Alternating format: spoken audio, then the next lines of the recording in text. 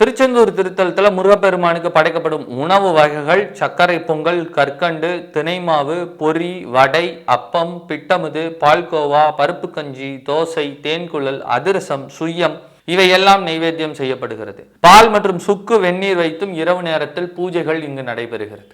திருச்செந்தூர் திருத்தலத்துல உச்சிகால பூஜைக்கு பின்னராக கங்கை பூஜை எனும் சிறப்பானது ஒரு பூஜை நடைபெறுகிறது. ஒரு பாத்திரத்துல பால், அன்னம் ஆகியவற்றை மேலதாளத்துடன் எடுத்து சென்று கடலில் கரைக்கும் வழக்கம் இருக்கிறது.